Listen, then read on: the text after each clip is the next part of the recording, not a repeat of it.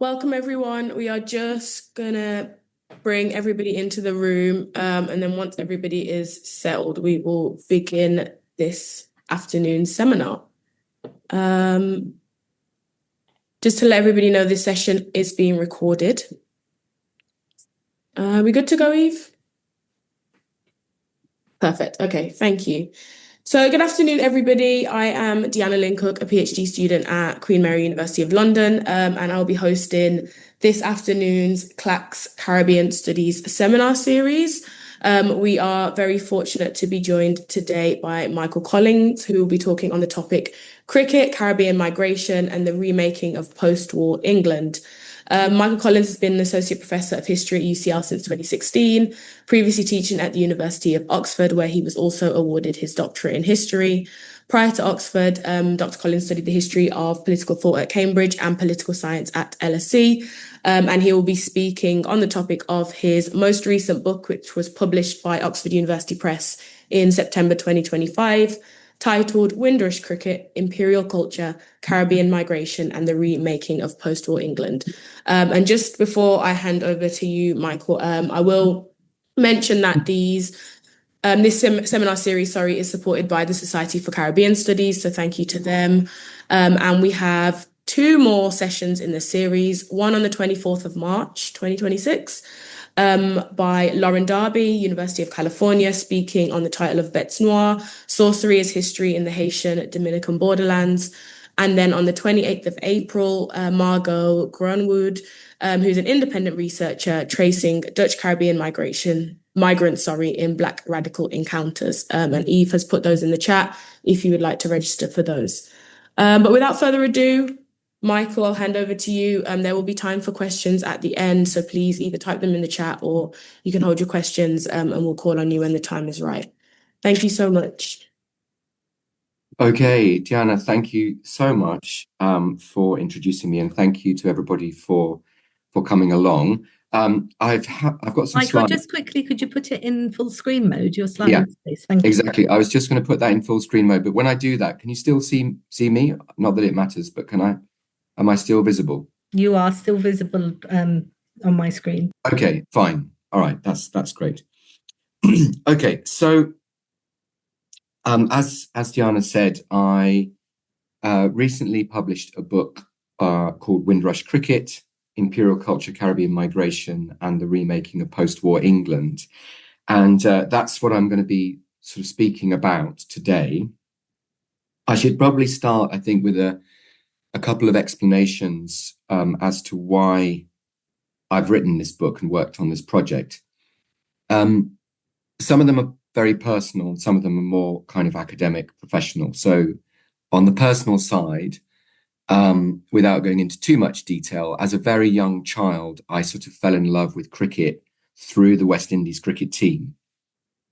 And I was particularly struck by and impressed by, in the literal sense, the 1984 tour of England by the West Indies, the so-called Blackwash series, when the West Indies beat England 5-0. And I was, full disclosure, I was 7 years old at the time. So I don't think I fully understood the political significance of it, but I knew even as a child that there was something very important going on, something that had a great sort of resonance beyond a boundary, to use C.L.R. James's phrase. So memories of that kind of year stayed with me. And then I became latterly, a historian of empire, working on the history of ideas and culture and identity. And I always wanted to try and bring cricket back in, but I was acutely aware that there is an extensive literature on the history of West Indies cricket. And this book is not a book about the history of West Indies cricket. It is not a book about the national cricket team, the team that came to represent the predominantly Anglophone islands, and formerly, the islands formerly colonized by Great Britain.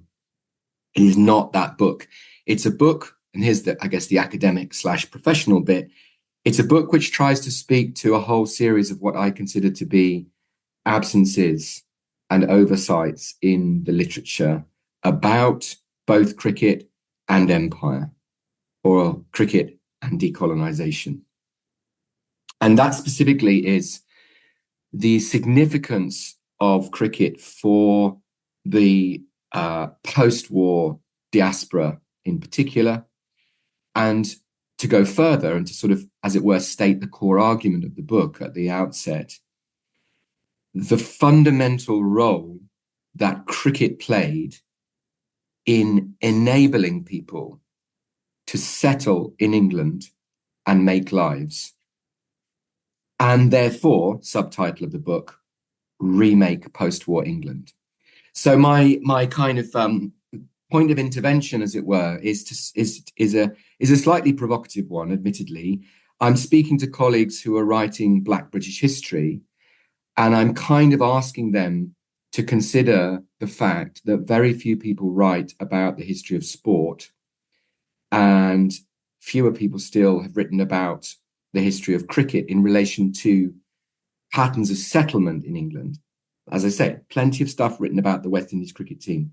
Very little, almost nothing written about the significance and role of cricket in the process of settlement after 45. I'm asking them to, as it were, to consider why that hasn't happened. And I suppose I'm making a claim that this is a problem. That we do need to grasp the significance of sport as a form of cultural and social history, not something which is marginal and done in the sports journals, politely over there in the corner so that the rest of us don't have to worry about it, but rather something which is absolutely central to the lived experience of, in this case, migrants and settlers from the Caribbean. Now, why that has happened is a complicated story, and perhaps we could talk about that a bit more afterwards in the Q&A. But in order to, I guess, explain the significance of cricket for those people who were traveling from the Caribbean to England after the Second World War, of course, I have to go back quite a long way. The first chapter of the book is called Imperial Game. And what I'm arguing there, and this relates to the photo that you can see, is that cricket was an absolutely central part of the performance of Englishness in colonial contexts. Now, that is not an especially original argument. It's been made by a number of different people, including J.A. Mangan, who's written on, Victorian public schools and the sports ethic, both in England and overseas. Perhaps a name which is more familiar, John Mackenzie, who founded the cultural imperialism studies in cultural imperialism series at Manchester University. He's latterly written about cricket and empire. What I think is less commonly noted is the way in which cricket also constituted a core part of an imperial public sphere for a very, very long period of time. What exactly do I mean by that? What I mean by that is that within the cultural space of empire and imperialism, an awful lot of cultural production related to cricket. So here you can see a postcard from 1912, which depicts, according to the subtitle or the title of the postcard, an important match. 1912 is a postcard which I actually bought in Melbourne, Australia, which gives you a sense, slightly anecdotally, but it gives you a sense of the circulation across the imperial space of cultural production relating to cricket. And that's actually quite important, that we're creating a cultural public sphere that is pan-imperial rather than just local. And I'll go into that in a bit more detail. The important match element here, of course, takes us into a difficult to analyze but important space in which we're trying to understand the psyche of the recipient of this image. And I would argue that what this image seeks to depict, whether it's conscious or unconscious, is another layer of complexity. But nonetheless, what this image seeks to depict is the idea, and here, of course, I'm using historical language with large inverted commas, but the idea that the happy native is adopting the English game, but in ways, to use Homi Bhabha's language, the game is being mimicked, but in that precise sense, the mimicry is imperfect. And in a sense, gives rise to a kind of mild, almost fond humor that arises because the game is being played in an unusual context. As you can see, it's being played on a slope. Lord's actually famously has a slope, but nonetheless, this is obviously at the bank on the side of a road. If anybody knows their cricket fielding positions, there's a lot of people standing there at short mid-wicket. The idea is that the game is being adopted, but not in a threatening way, not in a way which threatens to sort of usurp colonial authority. Now, critics of post-colonial studies would perhaps suggest that I'm overreading this image, but I think that even without the kind of theoretical baggage, I think that it's a fair reading, that the metropolitan observer of this would be pleased by the idea that Englishness, as embodied in the game of cricket, is being imbibed in Barbados or across the Caribbean, and by implication across the wider empire, but in ways that don't reach the forms of organization and therefore superiority that the English themselves have achieved at this point in time. So there's a very significant cultural symbolism that's attached to cricket. This is just one example. But there are also very significant social dimensions too. In imperial contexts, the cricket club is one of the earliest, if not the earliest, form of social organization beyond the military cantonment, often actually contained within the military cantonment, that colonists set up.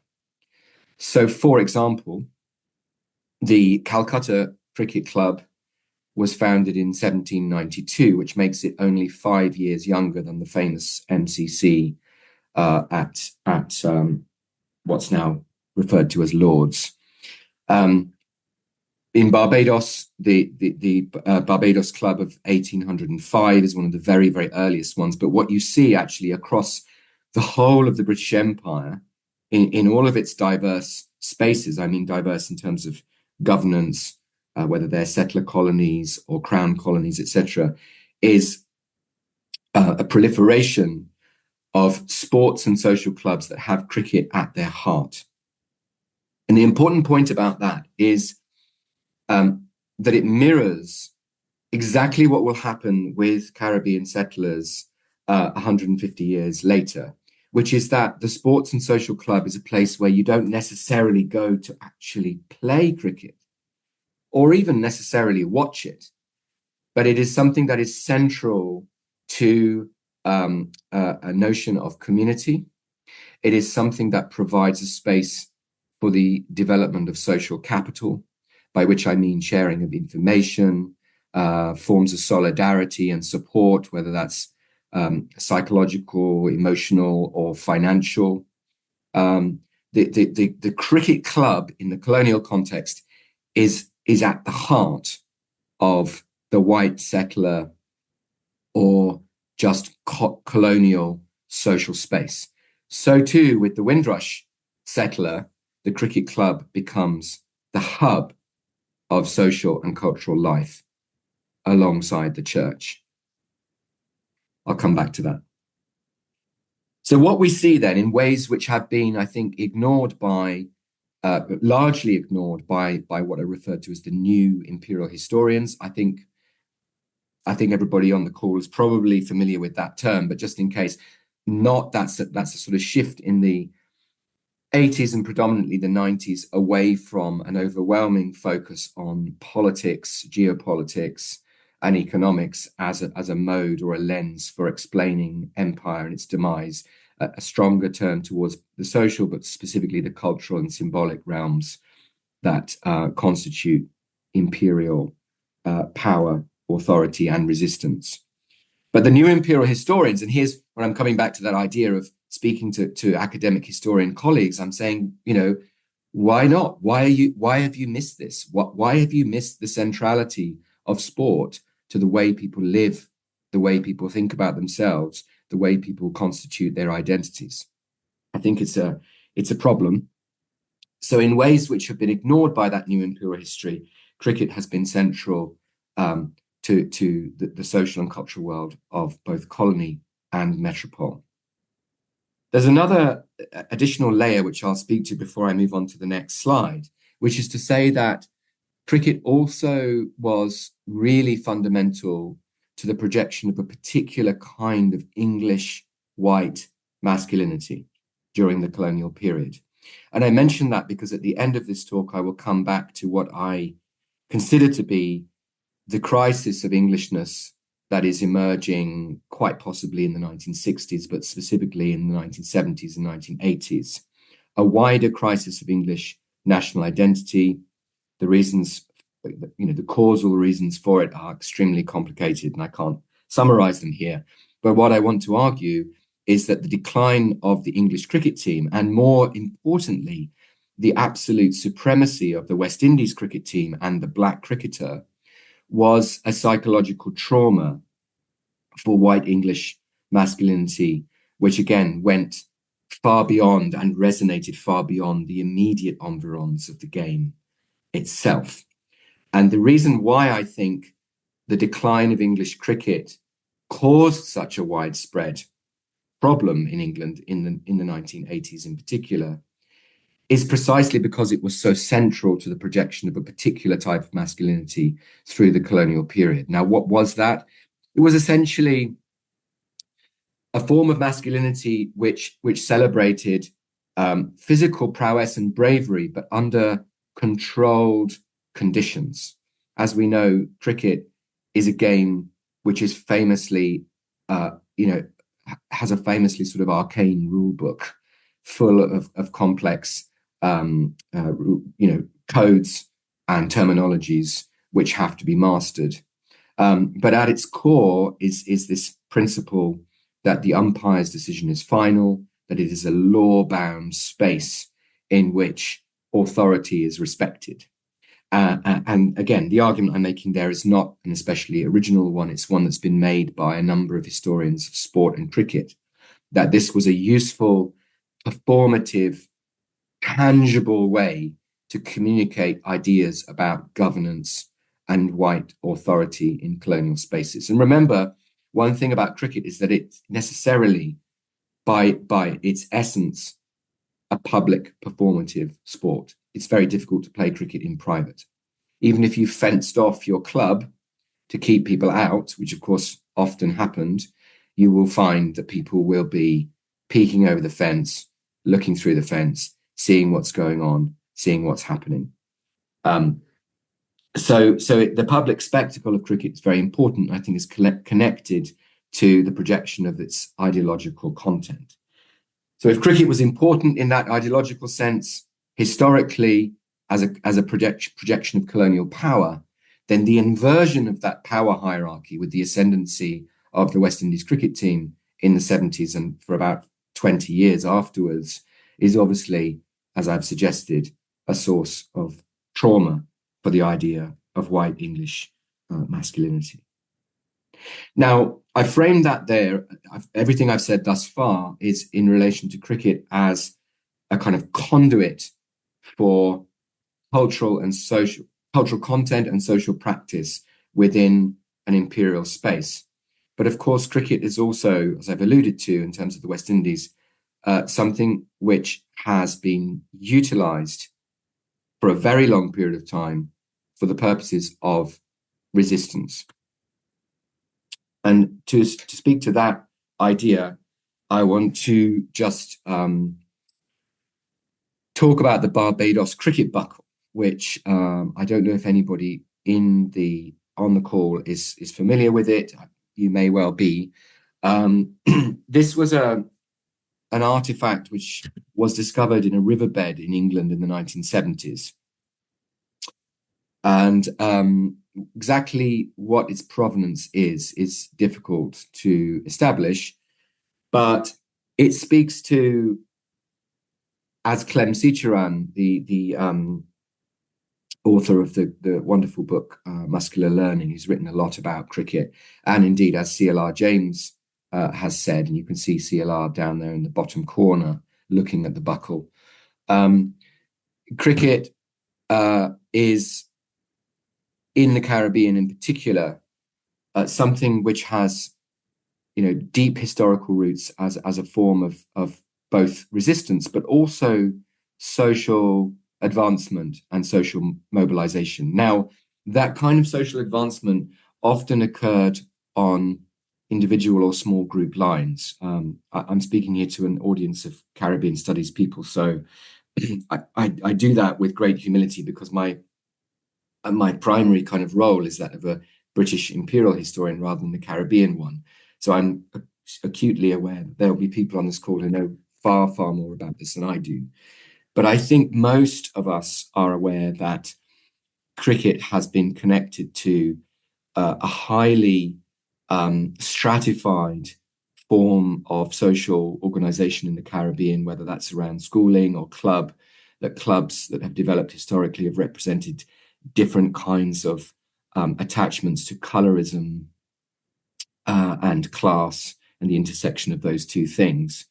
So a lot of the kind of social advancement that occurred has been mitigated, as it were, by those cleavages that exist across different Caribbean social spaces in different ways.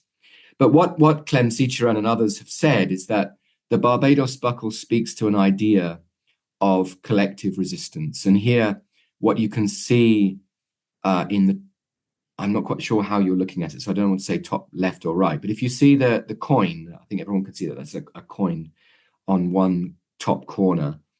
The idea of a black person picking up a cricket bat during this period of time, and we think this is probably around the 1790s, is in and of itself an act of resistance and contains within itself the idea of potential emancipation. Now, if you look to the bottom corner, where you can see the buckle depicted in its sort of original form, I don't know if you can see this very clearly on the image, but the person holding the bat is an enslaved man.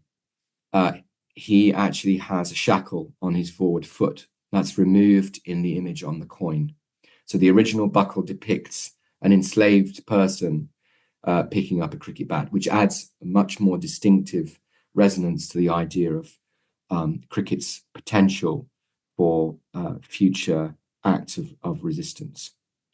But the key thing is that in very complicated ways, over a long period of time, Black people in the Caribbean, again, in different and complex ways, have drawn upon cricket and utilized cricket to exercise their own agency, whether that's individual, small group, or collective across the Anglophone Caribbean. And that, of course, really doesn't take off in terms of that sense that cricket creates a kind of national space. And obviously the idea of national space across the Caribbean is also very multi-layered and complex, but it doesn't really take off until the late 1950s, when Sir Frank Worrell becomes the first Black captain of the West Indies cricket team. But before that, what you see is that many individual sports people, mostly men, of course, because that's the nature of the time that we're talking about, but many individual cricketers utilize the game for their own social advancement. And this photo depicts a man called Sir Leary Constantine, at the time just plain old Leary Constantine. And the photo was taken by AP in about 1932. And this was a period when Constantine had become not just the highest paid cricketer in England, but the highest paid sportsman in England. He was playing cricket for a small town, relatively small town club in Lancashire called Nelson. And this gives you an insight into just how lucrative cricket could be, how significant the professional game was in the north of England during the 1930s and far beyond it, and how much money and kind of kudos individual people could obtain through the game. Now, as a historical source, I think, this is, to me, a very interesting image. The first thing to say about it is that we don't know at all what those kids are thinking or saying about Constantine. It could easily be used as an image to bolster the idea that Constantine was fantastically popular. And indeed, in many senses, he was. He was a huge crowd pleaser. He drew thousands and thousands of people to the Nelson Cricket Ground to watch the games, which is precisely, and he won many, many games and titles, by which I mean coming first in the league, etc., for Nelson, and made them famous.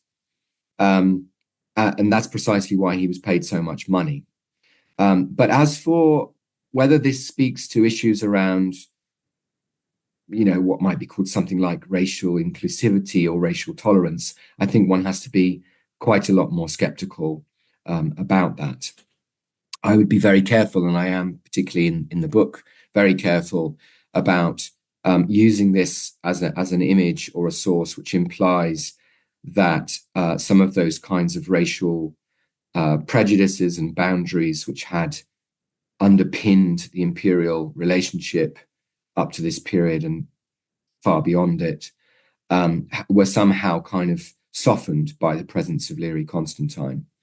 I'm not entirely convinced that's the case. What I think actually is far more important, and what's much more central for me in terms of the argument I'm trying to make in the book, is that actually throughout the history of empire and even the very early period of English imperialism, the presence of non-white people in the metropole had often been given license. There's a great deal of work now which is about the longue durée history of the Black presence in England. Long before Windrush, long before World War II. These are the arguments that people want to make, quite rightly. There is a long-term Black presence in Britain. As Peter Fryer famously said, there were Black people in Britain before the Anglo-Saxons. I think that's a very important argument to make, but I want to push a little harder around the significance of that. And I'll do it in this way.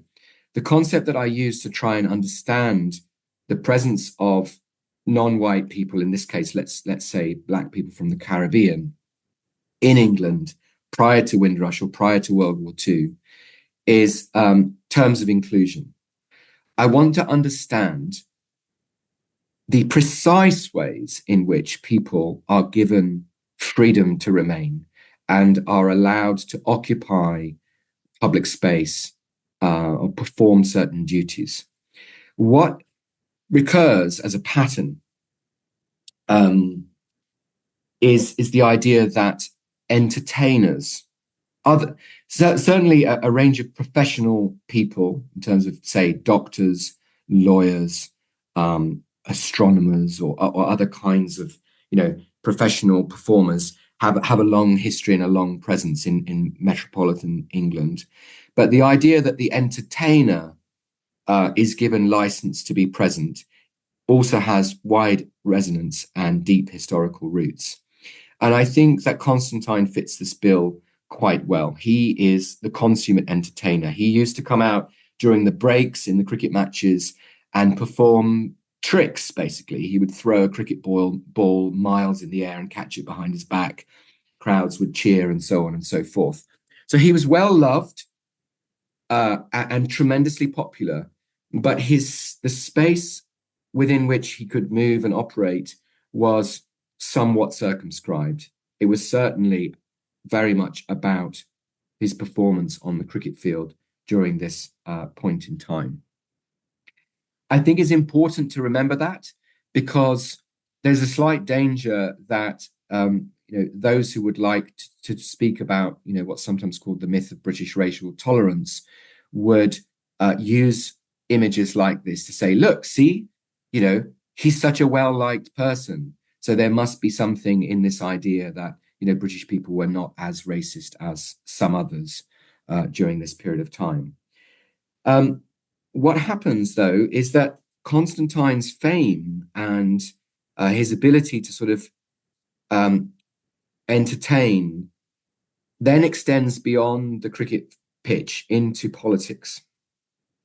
He is latterly made the first black member of the House of Lords as a Labour peer.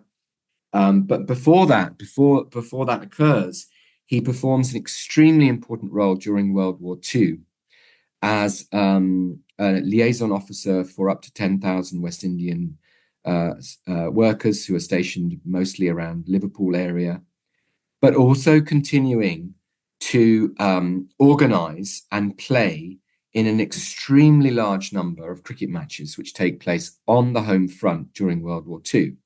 Now, I don't know if this surprises everybody on the call, but it certainly surprised me, even as a historian of modern Britain, to learn, firstly, that quite a lot of sport was being played during the Blitz, even, but on the home front between 1939 and 1945. But secondly, just how much cricket was being played during that period of time. And again, what we see, interestingly, is that Black West Indians, and I say Black West Indians because, of course, there are many white West Indian cricketers at this point in time. The dominance of white West Indian cricketers is palpable, and in some sense is laughable, as C.L.R. James would argue through the 1950s. The idea that these essentially, and I think objectively, second-rate white cricketers had to captain teams which were, predominantly Black West Indians was an affront on in so many ways. But there are a lot of white West Indian cricketers circulating at this period of time. But the three Black West Indian cricketers that you can see in this photograph are notable and important. In the foreground, the man in military uniform is the Duke of Gloucester, not especially interesting, except to say that the British royal family is represented at this event. In the background, in the middle, you have Bertie Clark, who was a leg spinner for the West Indies and had played during the summer of 1939. Just behind the Duke of Gloucester, you can't really see him, is Emmanuel Martindale, a fast bowler. And then looking down the line, you can see that you might be able to recognise that is Leary Constantine again. Now, this match is taking place at Lord's. I think even if you know nothing about cricket, and by the way, my purpose here is to explain to you that even if you don't know anything about cricket, it remains important in terms of cultural and social history. But even if you don't really know anything about cricket, you've probably heard of Lord's. It is the self-styled home of cricket. It is, in a sense, a kind of ancient and venerable venue for playing the game, and carries huge sort of symbolic significance across the empire at this point in time. The Australians, in particular, during World War II, used cricket metaphors repeatedly throughout to argue that they were, defending the right of free-born Englishmen, which they included themselves in that kind of cultural and social group, to be able to play cricket at Lord's, and that if England were occupied by Germany, then the failure, the absence of cricket would be one of the most kind of striking things about any kind of occupation. So cricket has this great symbolism. The really important thing about this game, which is a game between the Dominions 11 and England, 2nd of August 1943. The really significant thing about this event, which was viewed by 40,000 people across 2 days in the middle of World War II, All of this, of course, to promote public morale and to really push the idea that England did not stand alone, but rather was supported by an imperial family. The significant thing about this event is Constantine and his presence. I don't know if anybody will remember the date, but 3 days before Constantine turns out here to perform for king and empire, he is thrown out of the Imperial Hotel in Bloomsbury for being a black man, for being a private citizen of color. I think many of you will have heard of that infamous episode.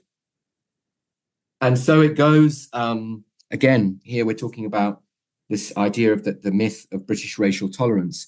The story runs that Constantine was thrown out of the Imperial Hotel on the 30th of July in central London, really because there were a bunch of American officers in the hotel who didn't like the presence of black people. And so it wasn't really the Brits that did it. It was kind of, they had to deal with a diplomatic incident. The factual foundations of that are extremely scant. What then follows is another idea, reassuring that Constantine is able to avail of good old British justice because, of course, he sues the Imperial Hotel and he wins this case and is compensated by the hotel. So this again sort of speaks, doesn't it, to this idea that Britain is somewhat more progressive on racial questions than other parts of the world, indeed America at this time. Well, it's interesting because when you dig into the court case and you see the defense, the case made for Constantine, and by this time Constantine's got friends in very high places. I'm talking about Secretary Ernest Bevin, very high connections in the Labour Party, eminent lawyers and so on who represented him. The case they made was not that Constantine was the victim of racial discrimination, because no such concept existed in law at that point in time. The case that was made was for breach of contract because he'd paid for a hotel room. But the emotional way in which the lawyer won the case was to say that this was a disgraceful way to treat a cricketer. It was not a question of race, quote unquote. I have issues around that concept of race and prefer the term racial as a descriptor. But it wasn't about this issue of race. It wasn't the case for Constantine was not racialized. It was actually about his iconic status as a cricketer, which speaks to the absolute centrality of cricket in terms of English and imperial culture at this point in time. But to me, to get to the point, the remarkable thing is that after this humiliation in front of his wife and his daughters, the cutting rejection of Constantine's belief that cricket was a progressive force that would bring people together across the empire, he's still willing to turn up on the day and to perform.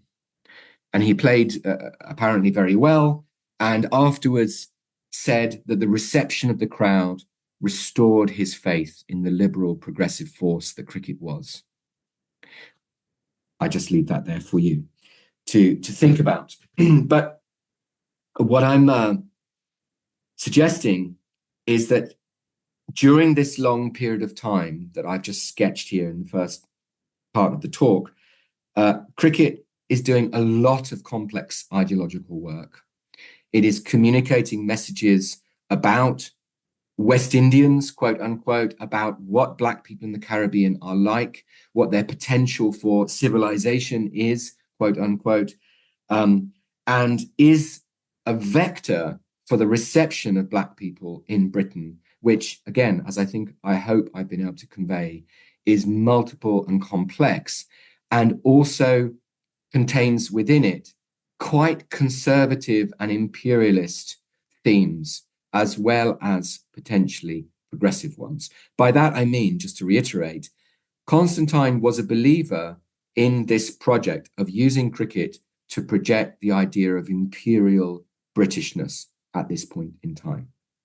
This is not an act of defiance. It's not about proto-decolonization. It is actually about support for the mother country and the idea that a emergent multiracial Commonwealth would find its emotive, tangible expression through this wonderful game of cricket. Now, this is, as it were, the inheritance of the Windrush generation. I am, as an aside, very aware that there's a debate about the use of the term Windrush. Obviously, I put it on the cover of my book, so I think it's relevant and important, and I would love to have that discussion afterwards if anybody wants to ask me why I'm using the term Windrush. But I'm very aware about the details, that there were ships before Windrush, etc., etc., etc. But I think it matters greatly in terms of a kind of symbolic marker, which doesn't put a finger on the precise month or year in which Black immigration from the Caribbean starts to pick up, because that doesn't really pick up in terms of large numbers until around 52 or 53. But Windrush and post-Windrush, I think, has become, an important symbolic kind of turning point. And here's where I turn really to the substance of my argument. That cricket inheritance, the passion for the game,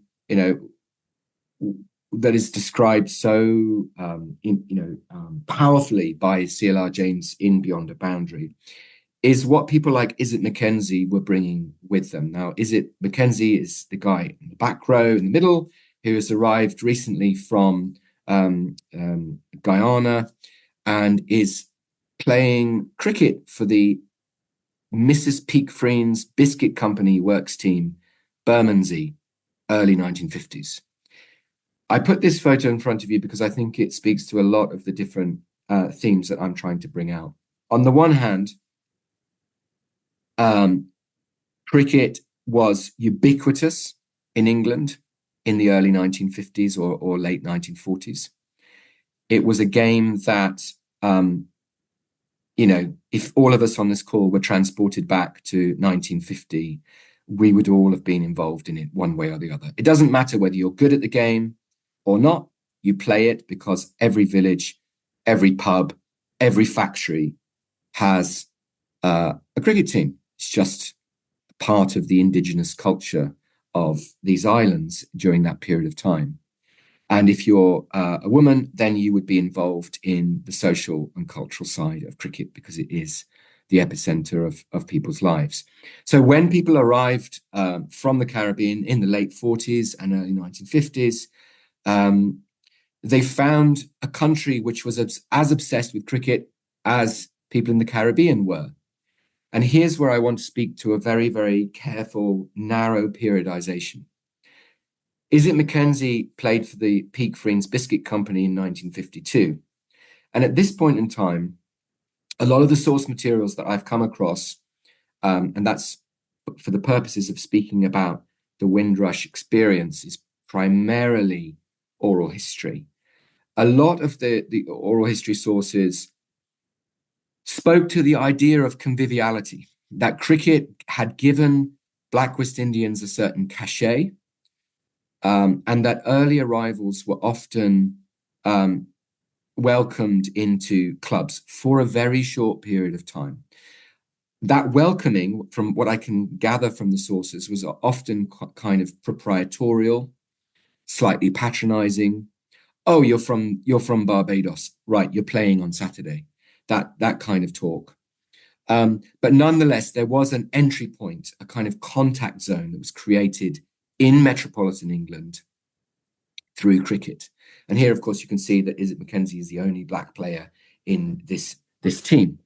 But it turned them into sort of even private everyday folk if they were working in a factory or on the buses or whatever it was they were doing at this point in time. There was a certain kind of minor celebrity cachet attached to being a Black West Indian cricketer.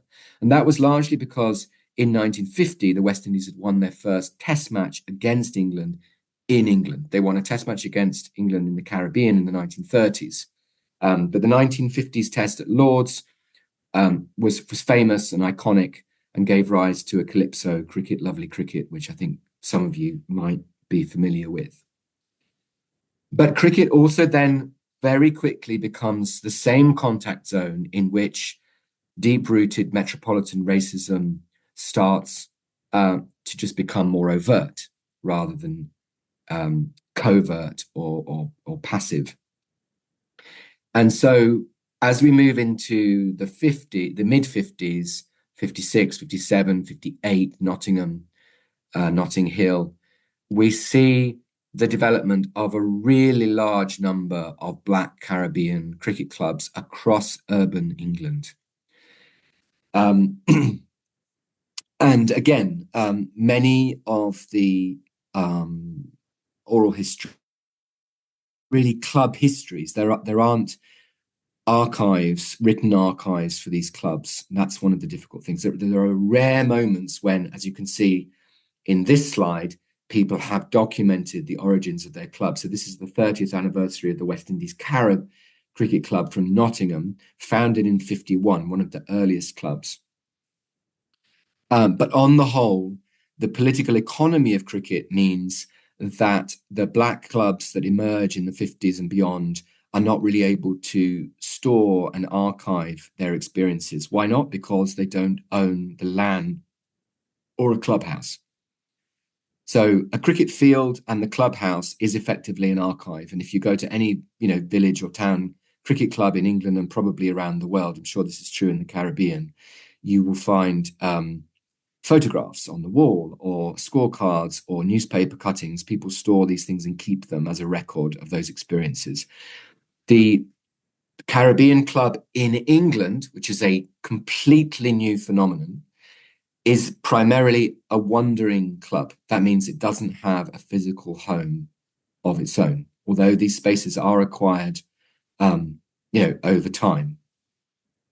But nonetheless, you can see from the dates that there is quite a spectacular growth.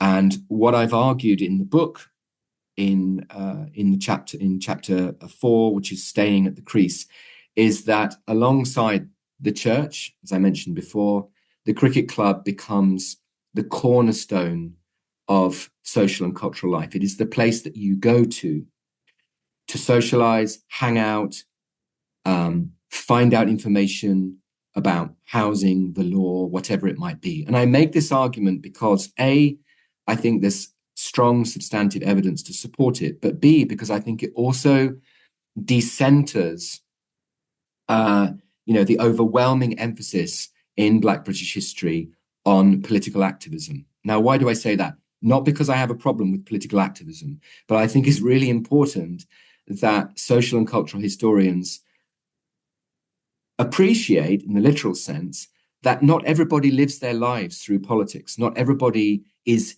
engaged or involved in politics in the way that perhaps academics, intellectuals, and other activists wish them to be or imagine them to be. And I think that this issue around the cricket club and the church is the book I'm not going to write, but it is a huge gap. I think there's almost nothing written about the social and cultural significance of the Black church in England. These are spaces in which thousands and thousands of settlers are overwhelmingly centering their social and cultural lives. And I think it's really important that we acknowledge that. Now, the other point to make about this is that there is, as so often in history, there are degrees of ambiguity and ambivalence embedded here. On the one hand, many clubs are formed in the face of virulent white anti-Black racism, just like the churches. As people are excluded from the Anglican Church, theoretically, we're all brothers and sisters and brethren. In reality, we don't want Black people sitting on the pews with us. Just like in the cricket club, people are part of an imperial family of cricket-loving peoples, but when it comes to being in close proximity and having people join the club, actually, no, we don't want that. So it exposes that hypocrisy, but these clubs are not only formed in the face of white racism. That isn't the only thing that people are reacting to. People consistently speak in the oral histories and the accounts of the early clubs about their incredible pride at being Black West Indian cricketers. They formed the clubs, as you can see, they're almost always called something West Indians or something Caribbeans, because it was at the forefront of their sense of selfhood and pride. This is a repeated theme. And I think it's important to make that point, lest we write a history which is always about, a reaction to white racism. People are actually doing things for themselves. Not only are they doing things for themselves because they are proud of their cricket status, but also because they're not taking a lead from activists or other elites who are trying to organize for them. And I make that case most strongly in the Staying at the Crease chapter, in the context of Manchester, where a whole range of sort of socialist and liberal elites were trying to organize social clubs or sort of, progressive spaces in which the newly arrived West Indian immigrant could find support and camaraderie, mostly based around the churches, but also some of the sort of social work that was being done. And the story that's told there about Manchester is that the largely white-led activities here were a complete flop. And why were they a complete flop? Because the Manchester Caribbean Cricket Club on Moss Side had already been, of its own volition, through its own efforts, had already been providing those exact same services. Mike, and actually, sorry to interrupt, but could you start wrapping up, please, so that we have time for Q&A? Yes, absolutely, yeah. So the story I'm telling then is one of a cricket heritage, which is multiply complex around issues of ideology, culture, and imperialism, but also one in which cricket becomes a space for Black agency and self-organization in England itself. Nonetheless, whilst these clubs are being built and supported and developed, and they produce a huge range of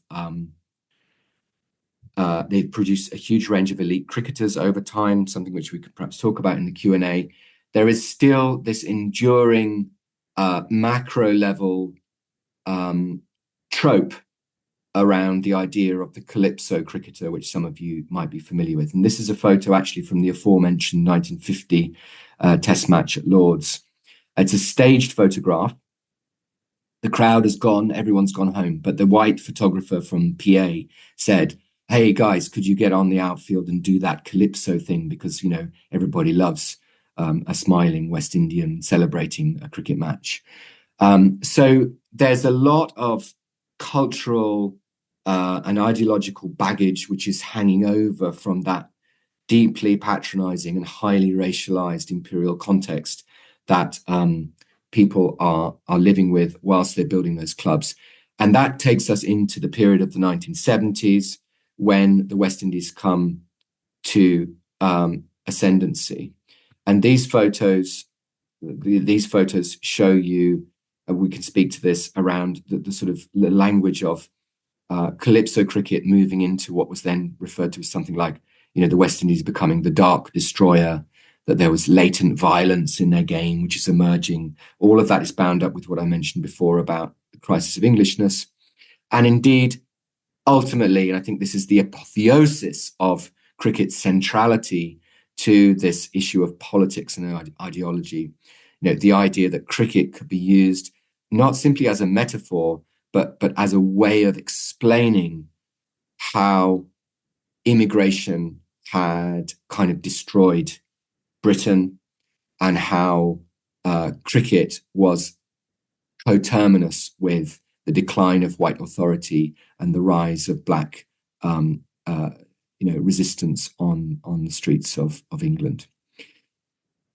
There's so much more to say, but I will stop there. What I've wanted to try and convince you of, as it were, is that cricket is not a peripheral aspect of imperial history, and moreover, that particularly when it comes to the period from circa 1940 onwards, that we sort of collectively as historians have, I think, missed just how much ideological, social, and cultural work cricket is doing in terms of Windrush settlement. So thank you very much for listening. I will stop sharing. I can pull up those photos again if anybody wants me to. Yes, thank you. So really happy to take questions or talk about the multiple problems that exist. Thank you so much, Michael. That was a fascinating presentation. I think cricket, as you've explained so well, clearly plays a central role in these post-war migrations of Caribbean people, but also speaks, I think, to a wider transnational history. And as much as you frame this work on the kind of Windrush years, actually the kind of importance of the interwar years and the groundwork laid by, cricketers that are kind of migrating before, and the way this sport is creating a space for Caribbean people in Britain or not, is definitely really important. So yeah, I won't start with a question because I can already see some in the chat and I can see some hands. I do have some of my own, but I can come back to me. Should we go to the hands first? Jan, do you want to go first?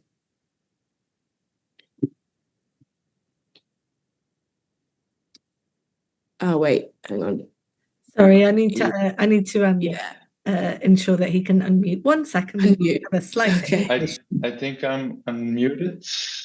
Yep, perfect. We can hear you. Yeah, all right. Well, Dr. Collins, thanks a lot for your presentation. It was very interesting. I am working on the history of baseball, actually. Okay. The way that Caribbean migrants in the Netherlands used baseball in very similar ways to West Indian migrants using cricket in England. An interesting distinction is that baseball in the Dutch Caribbean is very popular, but it is not very popular in the continental Netherlands and European Netherlands, which makes the sport gives the sport an overemphasis on the Dutch Caribbean presence. So I always looked at scholarship on West Indian cricket players in England as a source of inspiration and a source of because there's hardly any research on Dutch Caribbean sports, Dutch Caribbean culture in the Netherlands. So I was kind of surprised when you said that it's overlooked in the history of Black Britain, in the history of West Indian migration to England. So could you maybe expand a bit on that, and how would your work then be different from the work of for instance, Ben Carrington and Thomas Fletcher and those kinds of scholars that are really cricket scholars, I would call them. Yeah. And if I may ask a second question, if that's okay, feel free to say it's not okay. But I wonder, I also use a lot of oral history sources, and I find myself looking a lot for actually written sources as well to maybe challenge or corroborate the findings of my oral history interviews. So I was wondering if you maybe could expand a bit on your experience interviewing people, and specifically maybe your experience talking about racism and experiences of racism as a white researcher, and also the way people might give an overly positive account of cricket in which they maybe deny or downplay instances of exclusion or racism. Yeah, great, thank you. So when I have said that very little has been written about Black cricket in England, obviously Ben Carrington is one exception, but he's written largely about the Leeds Caribbean Club. There's also individual studies of Sheffield Caribbean Club, which you might have come across. But Ben is working on another book about Leeds Caribbean. But what's not there at all, actually, is an integration and an expansion of that work into the field of post-war Black British history or imperial history and decolonization. When it comes to imperial history and decolonization, here's part of the problem, I argue. Cricket is seen as an anti-colonial force in the post-war period, right? So it's constituted within what I would call nationalist frames of reference, even when those scholars, and here I think James is to be included in this point, a point of critique on my part, even when those scholars are internationalist or transnational in their own in mobility and sensibility, they're actually framing the rise of West Indies cricket in the 50s, 60s, and 70s as a kind of augmentation of national consciousness and resistance. And what I think is really problematic about that is not its explanatory power vis-a-vis the Caribbean. It's inability to cope with the complexity and ambiguity of being Black and English, born in England, particularly in the context of cricket itself, looking to make your way in the game professionally, all of these types of things. So I didn't get to talk about that, but there's a whole chapter 5, which is about the ways in which those nationalist frameworks of reference are not adequate to cope with what it feels like to be born in England and to to try to kind of deal with the inheritance of cricket, but also the future. So I would stand by that. I mean, I think that there are different contributions. For example, I mean, Russell Holden's written about West Indies cricket. Ben Carrington. You mentioned Fletcher. Who's that? Which Fletcher? Thomas Fletcher. Thomas. I mean, Thomas Fletcher's written mostly about South Asian cricket. Yeah. So I think there, I'm gonna stand by that there is actually very little work which really seeks to draw bigger arguments beyond individual kind of clubs or regions about the significance of cricket for the migrant settler and those questions of national identity which flow in post-coloniality. When it comes to oral history, it took me 5 years to write the book. It took me a long time to do the work. I had a research project which was funded by AHRC called Windrush Cricket, and we built an archive, the Caribbean Cricket Archive at UCL, which you can look up. And I had a co-researcher working with me on that project, Montaz Marche, who actually happens to be Black British. But that's not, I'm not going to use that as a get out clause at all. It's actually really important to me to make the following point. What many people said to me when I first approached them about this topic, and of course, many people were often quite skeptical. Why? You said it, so let's just be honest. It's an elephant in the room. Why is this white guy writing about Black history? What is this story? What are you doing? And that takes a lot of time to explain. But the thing that many people came back to me with is, once the difficult process of establishing some degree of trust had been gone through, was that they were actually really happy that I was looking into this topic because, as I said before, they felt that this story about cricket and settlement existed as an oral tradition, but no one had really written about it, and they wanted someone to write about it. That's one point. The second point, which I think is probably a bit more difficult, really, and sort of challenging, is that I want to hold on to the idea that we as social researchers are not actually, whilst we have to be reflexive and critical about our positionality, I don't think that we should segregate ourselves into identity groups who are only allowed to research particular topics.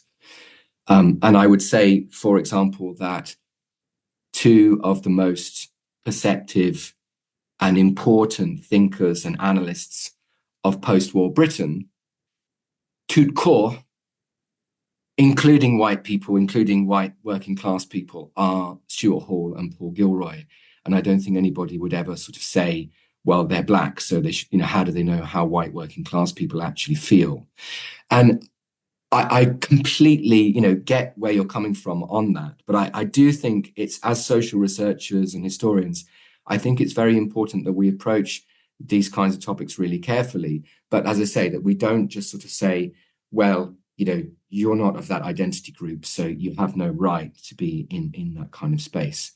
I think that we have to sort of develop those arguments as in a nuanced way as best we can. And then if people want to push back on it, that's obviously entirely their right. But to answer your question at a more practical level, it's a very difficult and slow process, because people will ask why you're doing it, what's your agenda, and so on. What was helpful in a way was that during the whole period I was writing this book, I was also a commissioner on a national inquiry into racism in cricket. So I had a sort of, I wouldn't call it a high profile, but I had a profile in the media, and people could see that I was doing certain types of work around racism in cricket. This happened to be primarily racism towards South Asian cricketers in the kind of contemporary era. But that was, I guess, something which sort of built a degree of confidence. The last point I wanted to make is that although this is an academic book published with Oxford University Press, academic, not trade, and it does contain what I think is quite a lot of theoretical material, I spent so long trying to write this book in a way that made it somewhat accessible, because I genuinely thought it was an unacceptable act to take these oral histories and then write them up in a kind of social science language which was unintelligible to the people who'd actually contributed their stories, and probably the vast majority of the reading public. So it's a book which really strives to be both impactful but accessible. I don't know whether I've achieved that or not, but it was certainly something which mattered a great deal to me. Thanks, Michael. Sorry, we've just got quite a few questions, so if we just push. I see a hand. Sorry, it's an email address, so I'm not sure your actual name, but please feel free to unmute yourself. And then we've got a question in the chat as well. Is that me? That's Chris. Yes. Thank you, Chris. Okay. Yeah. A couple of questions. One that really leapt to mind. One of the things I'm working on at the moment is actually the history of cricket in Massachusetts. In the early 20th century, there were numerous Caribbean clubs playing in Boston and in the Boston area. The real challenge, in fact, they kept the cricket leagues alive for a while. The challenge we have to work is most of the documents. You broke up there quite a lot for me. I don't know if it's just me or... Yeah, that didn't come through. You might want to start. Chris. Sorry. They've been repeated to Premier.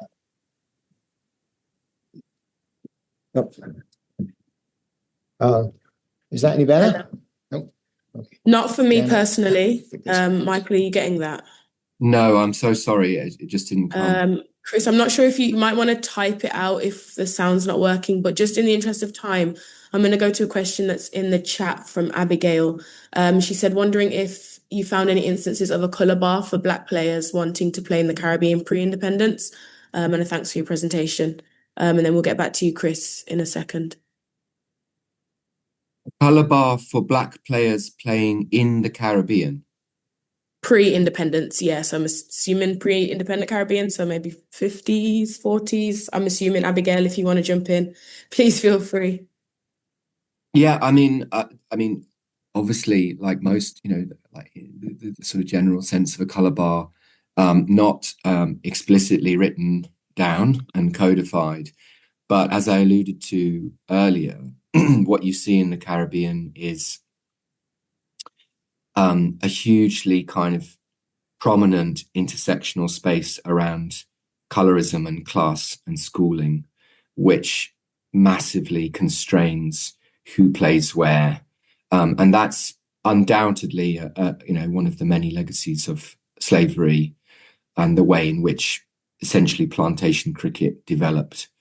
You also see, to add further nuance to that, a widespread and pervasive and enduring difference between batting and bowling. And you see that in England too. You see it in the Caribbean, but you see it in England in the 60s and 70s with professional cricketers, that black bowlers are far more likely to be not just successful, but also utilised.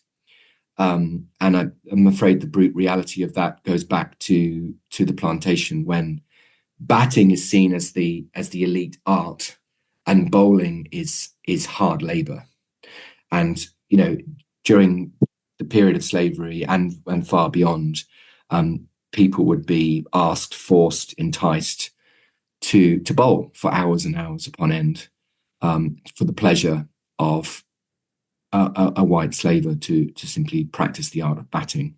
So there's many kind of complex ways in which colour, class, intersect with each other and create blockages and close entry points into the game in both Caribbean and England. Yeah.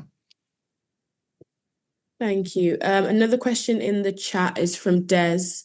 I think it was in response to something you were saying earlier. So Des, please jump in if I'm incorrect. But the question is, league cricket led to connections between West Indian cricketers and communities. Were there links similar in Oxbridge circles? In Oxbridge circles? Yeah, Des, I don't know if you are still with us and want to jump in and further explain that. I know it was kind of typed during your response to Jan earlier, so it might be a follow-up from there. But I didn't want to ignore that question. Hello. Hi. Oh, hi, Des. Hi, Des. Thank you. Sorry, I was just on the school run. But yeah, essentially what I meant by that was more sort of amateur and university cricket. Were there similar transactions between Caribbean cricketers and sort of indigenous populations? In England? In England. Yeah. No, it's such an important point and question. And I don't have a huge amount of granular evidence on Oxbridge, but if you're using that as a kind of term to refer to a wider educational elite, then absolutely. So, and I make this point frequently and throughout the book, that class is such an important factor in terms of understanding attitudes towards race, quote unquote, within the British Empire, and I'm pretty sure in other imperial contexts too. So the elite Black West Indian cricketer, the gentleman cricketer that Constantine had become by World War II, but there are many others, is most acceptable. Is a fine, a fine example of the colonial mission brought back to England, a civilizing mission, and you see many kind of high-level students, as I said, lawyers, doctors, taking part in cricket, which is operating at a kind of socially elite level, for want of a better phrase. So a good example of that would be Bertie Clark, who became the captain of the BBC cricket team. Again, I can't really overstate just how central cricket is to social and cultural life in England during the period that I'm talking about. So, BBC cricket team, Bank of England cricket team, the Civil Service cricket team, Oxford, Cambridge, all of the elite universities of that period of time. And one example I can give you is a guy called Gladstone Mills, who was a Jamaican student at the LSE and became a very senior civil servant in Jamaica in the 1950s and then after independence in 1962. He wrote a memoir called, I didn't choose the title, so it's called Grist for the Mills, Gladstone Mills' memoirs. But basically, it's an extraordinary piece of work because it basically tells you about what a jolly time he had as a student and as a kind of social elite, how he moved in these circles of the great and the good. His horizons are firmly set on return to being an elite administrator and politician. He's hanging out with people, like Bustamante and others. And basically, at times, he lets slip his condescension towards the immigrant that wishes to remain or will remain. And essentially, he expresses class prejudice against those types and uses phrases like the Windrush hordes, HORDES, and so on, to describe the influx, the waves of people. And he's quite kind of bemused by all of this. But meanwhile, he's off captaining the London University cricket team against Oxford, or going on tour and representing the great and finest of the Caribbean social elite in that context. So it's a great question, Des, because it gets to the heart of the way in which class not only creates that kind of social segregation within that monolith of the black cricketer, but also the way in which white people in Britain and beyond perceive those people at the same time. So what I focused on with Windrush Cricket really is the distinction between those two groups. So I don't include the World War II legacy cricket teams as Windrush Cricket, because from 48 with Leeds Caribbean, those are essentially working class teams that are, not everyone is cognizant of the fact that they're going to stay, but they are putting down roots and representing a completely different sort of social strata. Whereas the BBC team and the Dominions 11 and the Empire 11 and all those teams that Bertie Clark and others took part in were representing a completely different social world. Yeah. Thank you. I think Eve has a question next. And we've not got much time. So yeah, if we keep these answers quick, and then anybody else, if you can let yourself be known with a hand or comment in the chat, and then we can wrap up shortly. Thank you. Thanks, Sienna. I think I just wanted to link back to, thank you for the great talk as well, Michael. To link back to what you were saying at the beginning, which was about the importance of sport and cricket as kind of this bigger signifier. And I just wanted to say that because I love hearing where everybody's kind of joining us from. And we have a few sports historians in the chat. So we have Jan, who recently gave one of our seminars, who works on the Dutch Caribbean in baseball. And I think we also have Guilherme as well, who is from Brazil. I'm not sure. He said does he focus on sport? Yeah, he does something on sport, as well as Chris as well, also talking about working on cricket and the Dutch Caribbean. So I just wondered if you could just speak more broadly to, I think the theme of sport is super important, and you said about it through the focus of Black British history, but what can we learn from just thinking about it in a more nuanced way, and kind of bringing together possibly people working on these topics who might not actually exchange ideas with each other? Yeah, well, thank you so much, Eve. So Diana wants me to be brief in my reply. Sorry, I've failed miserably at that so far. I apologize. If briefly, I mean, I think there are lots and lots of people that work on the history of sport, and they work on it in really interesting and nuanced ways, which typically resonate with, the methodological and conceptual frameworks that are used in other areas of history. I think the problem, if I can put it this way, is the sort of condescension of other historians who somehow think that sport is not a topic which is sort of worthy of examination. And if it is to be examined, then, as I said earlier, sort of, can you do it somewhere else behind closed doors? And I find that actually really rather extraordinary. I mean, people are quite happy to write about the history of food, fashion, music, all sorts of things. And they seem like, I don't know, can I just use a casual word? They seem like cool topics. But when it comes to sport, everyone's like, oh, gosh, And these might be people who proclaim to be, really sort of like socialist, down with the working class kind of, that's what they're actually doing with their work. And I find it frankly preposterous that people who are doing that kind of thing are not actually looking seriously at a form of cultural practice and identity formation that literally billions of people on this planet make central to their lives.